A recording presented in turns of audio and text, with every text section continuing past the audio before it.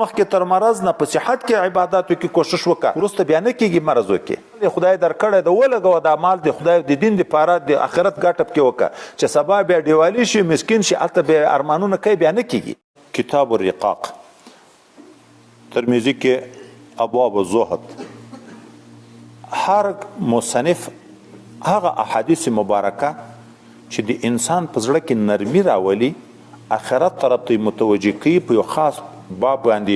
معلقب کړي دي. څوک ابواب د زهد ورته وایي، څوک کتاب الترغیب و ترهیب ورته وایي، څوک کتاب الرقاق ورته وایي. حتی چې ډېرو مصنفینو په دغه مستقل کتابونه لیکلي دي، بل شی نه یې ورسره صرف دغه احادیث پکې جمع کړي. اوس امام بخاري دلته کتاب الرقاق کې تر ډېره حده پورې چې موږ تاسو به عین تقریبا د تقدیر تر مسلې پورې چې راځي څو یو 50 که څو باب دي، دا په دغه باب کې راوړي دي چې موږ آخرت ته متوجه کوي. دغه شي کې ډېر په غور باید موږ تاسو ورته وګورو. اوس اول حدیث مبارک چې دا یو حدیث تشریح شي، نعمتان مغبون فيهما كثير من الناس، دو نعمتونه دي ډېر خلک کې تاواني دي، الصحة والفراغ، صحت او فراغت. وای د دنیا تجاران د تجارت په معاملو کې چې رأس المال لاړ شي ضایع شي، هر څوک شفقت پکې چې پلان کې سړی سخت لوی تاوانونه وکړه، لوی جایدادونه و ټول لاړه تر ختم شو. دا لکه د دنیا په کاروبار کې چې سرمایه د انسان د لاس نه ووته خلک هغه ډیر لوی تاواني بولي. نو الله تعالی د آخرت په معامله کې موږ تاسو ته دوه عظیم نعمتونه راکړي دي، که هغه په صحیح طریقه استعمال نشي نو تر دغه نه غټ تاوان نشته. یو صحت ته، بل فراغت ته. وای په صحت کې که انسان دغه نعمت ته متوجه شي، دومره کارونه د آخرت کړی شي چې د مرض په میاشتو کې د صحت یو ورځ عبادت بیا نشي کړی. او سړی چې په مشکلاتو کې واقع نه یې فارغ وي، دا د فراغت په وخت کې د قیامت د آخرت دومره سرمایه جوړوي شي چې بیا د شغل په وخت کې په کلو نشي کړی. خو شیطان ظالم د صحت او د فراغت په وخت کې موږ د دغه عظیمو نعمتونو محروم کې الله ولعب الله ولعب درځي چکر ده، فوټبال ده، والیبال ده او کرکټ ده، وختونه ټول په دغه را باندې تیر کی. دا خو ټول په خلاص وختو کې کیږي، وختونه هم خلاصي، صحت هم برابر وي. اوس په دغه کې وای دغه دوه نعمتونه که سړی په کار واچي،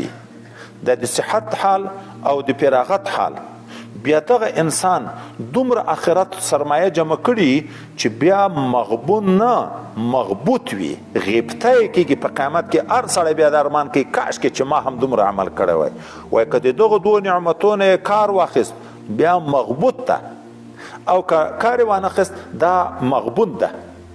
لکه وای هغه حدیث مبارک کې چې پیغمبر علیه الصلاة والسلام موږ ته ویلي دي، اغتنم خمسا قبل خمسین،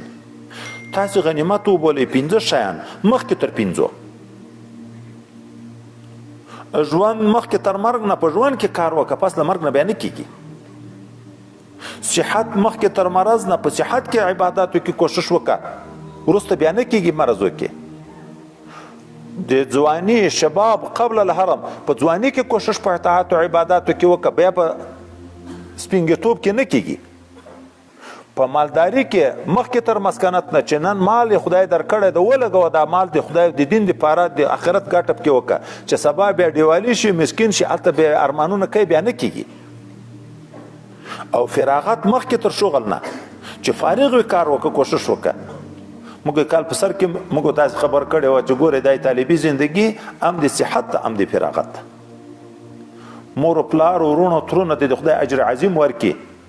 12 کاله یې موږ ته، 14 کاله یې موږ ته، 14 کاله یې موږ ته مقرره کړې ده د خدای د راضي کولو.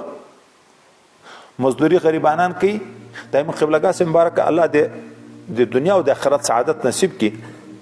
داسې نه چې په مړښت کې موږ سبق ته پرېښي وو.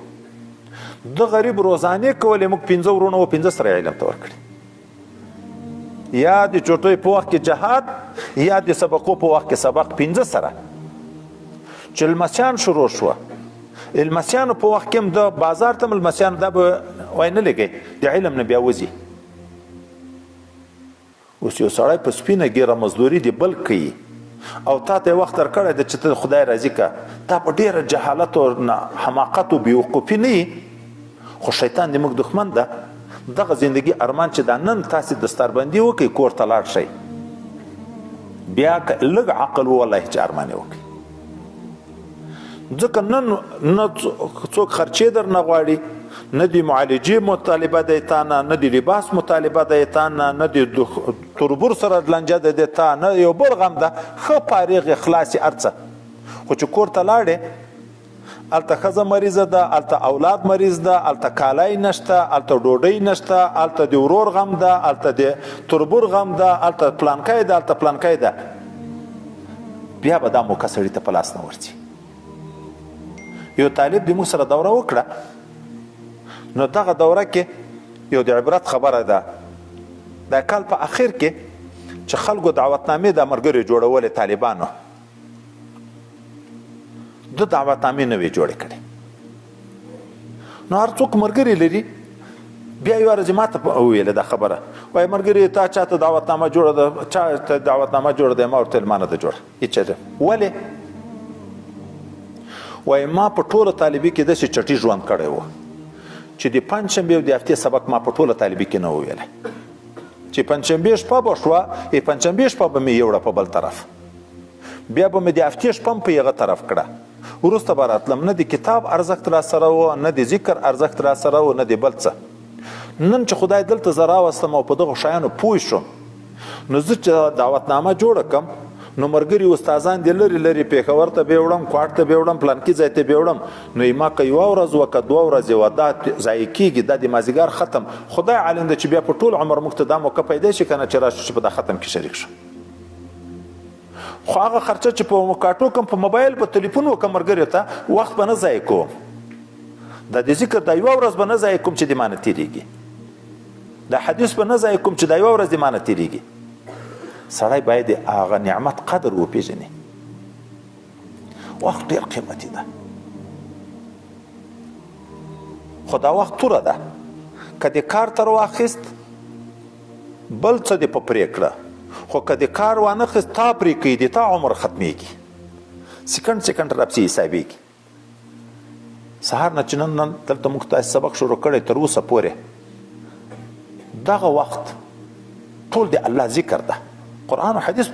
بیانونه دي د دغه وخت څومره قیمت ده او هغه مسلمانان وروڼه د موږ چې په